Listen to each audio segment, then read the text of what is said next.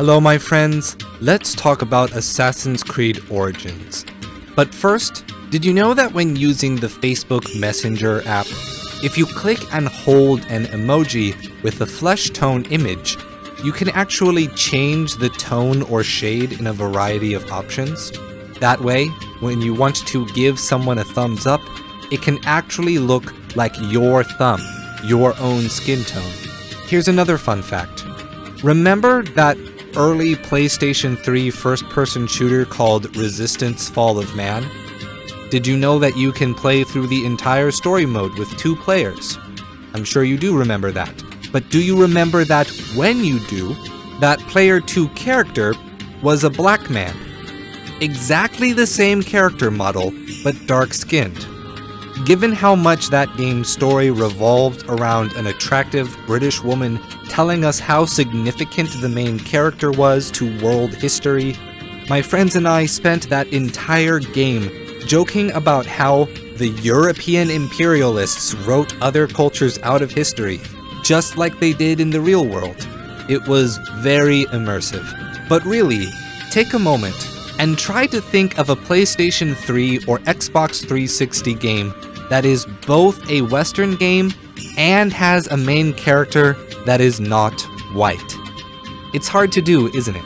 But isn't it odd that practically every human protagonist from that era is specifically a middle-aged white man with short brown hair and brown eyes? The most stereotypically middle-of-the-road generic person of European descent possible? Cole from the Infamous series, Joel from The Last of Us, the football players from Gears of War, the generic soldier model for Call of Duty and Battlefield. Sure, there is sometimes a non-white character present, but they are almost always a token character, someone who is just there so that a company can pat itself on the back for being inclusive.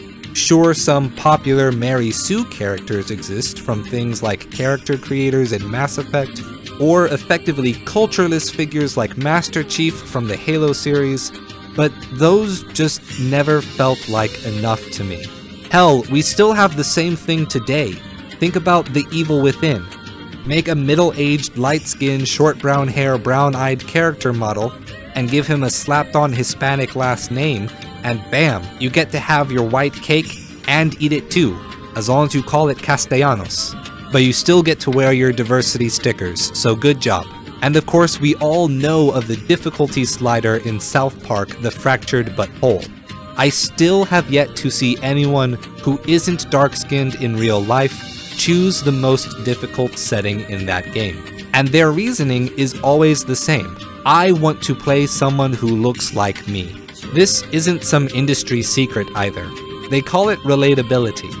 And common gaming industry belief structure held that people will want to play as someone who is most similar to themselves.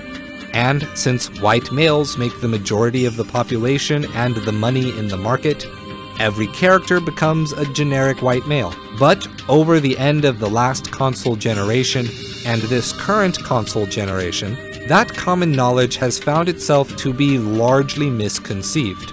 Both men and women tend to prefer stories with female protagonists. Movies like Get Out and Wonder Woman completely outperform the more conventional Hollywood affair. Games with complex character creators are used more to create original characters and idyllic images rather than to put ourselves in the game, other than perhaps us YouTubers who instinctively recreate their internet avatar whenever possible. Given that my avatar has a technicolored Tetris block beard, I've effectively made that impossible for myself. As consumers, society as a whole has made itself clear. We don't crave superficial relatability, at least not anymore. We crave new and novel experience that is wholly different from our own lived experience. Then, when we still are able to feel relatable to that situation, it feels more real. The art earned the emotion rather than just trying to get there easily. So imagine, after all this time, all this learning and changes in the game industry, I would finally experience the kind of relatability that all those games I grew up with gave to a different racial demographic. When playing Assassin's Creed Origins, I had a moment when I experienced, oh, I'm surrounded by people who look like me. Maybe it's because I have a soft spot for Egyptian mythology, thanks to playing both the Talos Principle and Horizon Zero Dawn. Maybe it's my philosophical romanticism that helps me also to identify with the Hellenistic peoples, and my unending desire for the Library of Alexandria to have never burned down. For all the fantasy worlds I have been a part of, all the magical races or alien species, games that went out of their way to look culturally diverse and true to life, all of those games felt either fantastically foreign or normal to life.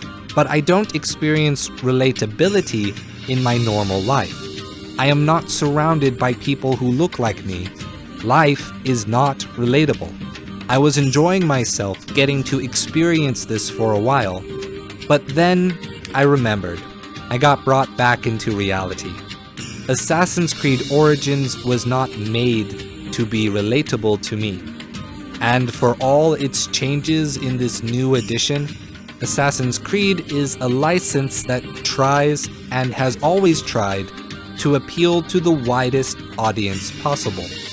Origins is using the industry's new common knowledge that unique yet still relatable games that grant a new experience of old value systems is what the consumers crave.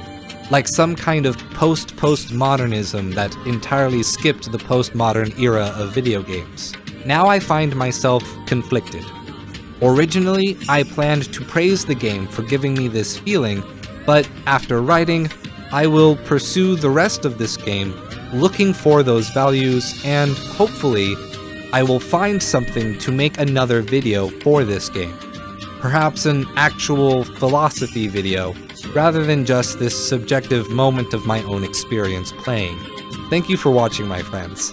Thank you for listening through this fairly negative rant as I look back on the history of video games, which I indeed loved but found somewhat problematic, on levels that the game developers themselves probably couldn't help. Not fair to judge them by those standards, so I tend not to. I just feel the way I feel, I guess. But if you enjoyed this video, please subscribe to the channel for more each week. Comment below with anything you want to say. Any ideas that you got out of Assassin's Creed Origins, maybe help me with that next video that I want to make. Share this video around with your friends. I don't pay anyone to advertise the channel, so the only way that we can grow is with your help. Thanks again, and as always, stay true.